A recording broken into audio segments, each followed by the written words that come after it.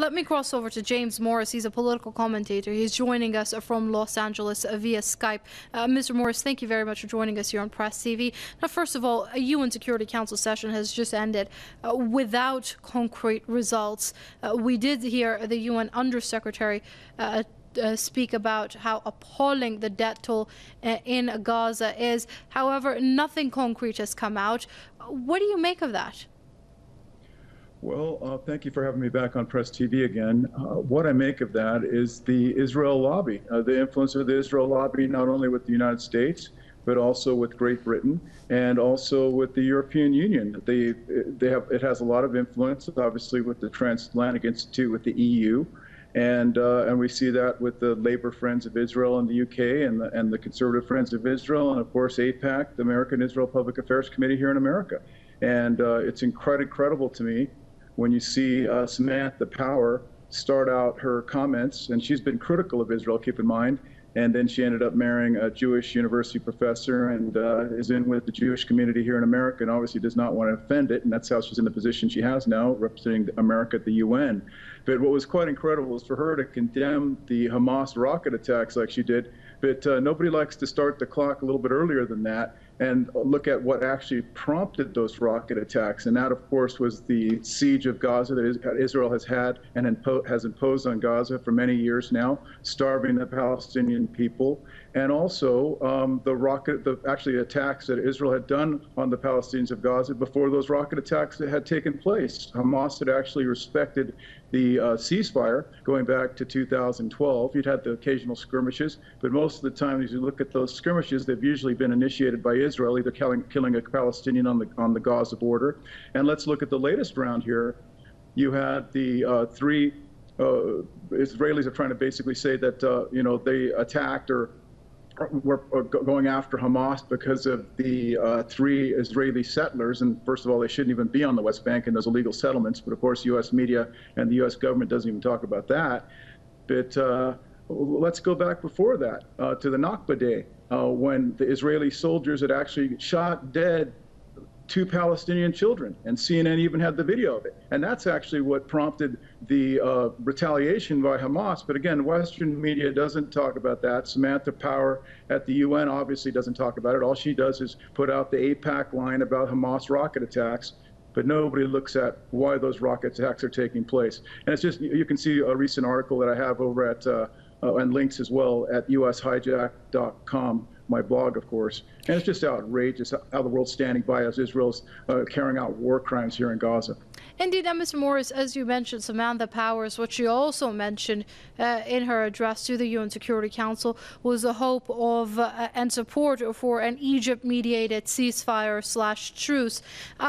What are the chances of that happening? Can we even consider Egypt a neutral broker of peace here? Well, I don't think so. I mean, after what Abdullah Sisi has done to the Al Jazeera journalists with Peter Gresti and putting him in prison for just reporting on what was happening in Egypt, I don't think you can trust him. I think he's basically back in bed with Israel like Mubarak was. I mean, he had cracked down on the Muslim Brotherhood, and of course, Hamas is an offshoot of the Muslim Brotherhood in Palestine. So if I was Hamas, I would not trust the Egyptian president. And you also have to take into account what Hamas is saying. Of course, I'm not speaking on behalf of Hamas here. I'm an America First patriot, and I don't like to see Americans die for Israel in the Middle East like we did in Iraq. And I don't like to see Americans get attacked because of our support for Israel, like former CIA bin Laden unit Michael Scheuer had warned about as well. But yeah, if I was Hamas, I would not trust el-Sisi. I think what Hamas had mentioned when it had actually said that nothing is being done to address the core grievance with regard to the siege and the blockade of Gaza. That's just not being addressed. It's just going to return it to status quo. And I believe there was discussion about Hamas having to disarm. I mean, that would be like Israel trying to get Hezbollah to disarm in Lebanon. If Hezbollah hadn't armed itself in Lebanon, Israel would still be there, occupying it illegally. So there's no way Hamas should. I mean, of course, we all want to see peace. We want to see, some kind of ceasefire worked out, but not an Israeli-opposed ceasefire that appears to be the case with another proxy like Mubarak and Abdullah al-Sisi. Okay, let me bring in Sabrina, our correspondent standing by in Jerusalem, Al-Quds. Now, Sabrina, what is the Palestinian National Unity Government doing to broker a peace, a ceasefire, a truce, so to speak?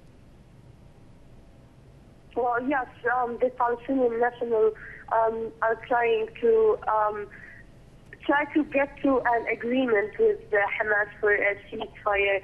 As we heard that since the beginning, Egypt was trying to make a progress in that by making Israel sign the proposal to have a ceasefire with Hamas. But as we heard that Hamas didn't even get a proposal, not even that they didn't accept it. Yesterday there was lots of releases from the Palestinian President Mahmoud Abbas. He was saying that that Hamas needs to accept the ceasefire proposal because we don't want to lose anymore, and because they shouldn't let the world see us this way, that Israel has accepted a ceasefire and they don't want to kill more innocent people, but at the same time Hamas is not stopping whatever hurting Israelis in the Israeli cities by firing rockets, as we know that rockets reached very sensitive areas in the Israeli part, and especially in the north, which nobody expected that it would reach there. But at the same time, I don't think that Hamas would be willing to sign a proposal anytime soon, especially that they have, and they announced many, in the agreement they said that they want a couple of things in order to accept the proposal, and they have lots of orders from the Israeli occupation. One of it is they opened Gaza, and it won't be sieged anymore. So as I know, and as we hear from Israeli reports, that we don't really know if Gaza would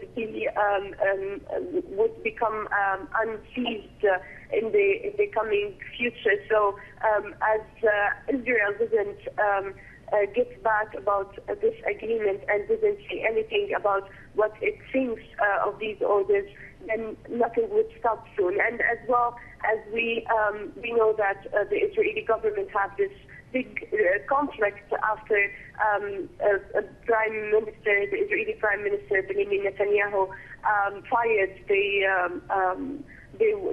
deputy of war ministry. So right. The Palestinians are trying to stop that and trying to make Hamas sign the ceasefire proposal, but we don't know yet if there will be any time soon. Okay, Mr. Morris, also we do know that Secretary General Ban Ki-moon will leave Saturday for the Middle East, even though it hasn't been announced exactly where he'd be going.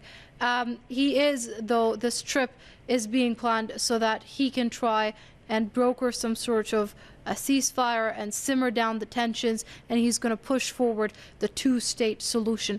Now, how effective do you think Ban Ki-moon can be at this point in time? I mean, let's hope he can get some kind of ceasefire and stop the bloodshed in Gaza a bit. I mean, let's face it, the two-state solution is dead. With all the ongoing illegal Israeli settlement building in the West Bank, I mean, there's no viable Palestinian state. The only solution left is the one-state solution, and that's what the president of Iran had actually suggested, President Ahmadinejad. And of course, U.S. Zionist-influenced, controlled media has distorted what he had said. He'd said, let the Palestinians have their right of return and then take a referendum. This was on the 60 Minutes program that was conveniently edited on CBS News. And he said, let a referendum be taken by the Palestinians and let's see what they want to do. And that's what really has to happen. But keep in mind what's going on in the Middle East now, and the world really has to wake up to it, is you have a Zionist agenda here going back to Israeli Likud Oded Yanon. And you just see his plan unfolding now. Again, if you go to my blog, US Hijacked, you'll see the latest article at the top there by friend Dr. Stephen Segotsky. It's an excellent piece.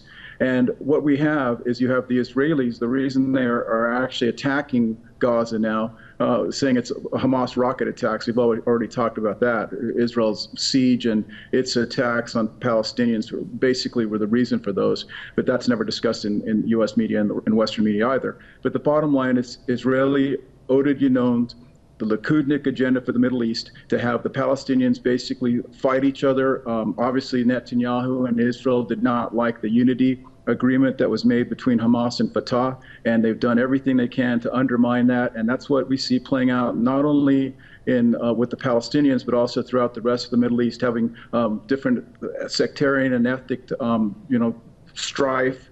With Muslims fighting each other like we see in Iraq, Syria, and that's all fine with Israel as long as they can keep on getting more money from America as U.S. taxpayers go broke paying for Israel. But keep in mind what we see happening in Gaza, going back to Castleton in 2008 and 2009, that was a terrorism motivation for the underwear bomber as well, and Al-Qaeda of the Arabian Peninsula. And as I've mentioned previously here, former CIA bin Laden unit head Michael Scheuer had said our support for Israel gets us attacked. And we see this time and time again, yet you see these AIPAC, Israel first politicians like John Boehner of the U.S. Congress saying Israel is our friend. I guess he doesn't remember what Israel did to the USS Liberty, murdering 34 American sailors and killing 172, and now slaughtering Palestinians at will as we sit back and just watch it happen and the international community does nothing. All it's doing is setting up the next terrorist attack, and nobody will talk about how this came about. And again, that's letting Israel just brutally oppress Palestine, including slaughtering over 300 people,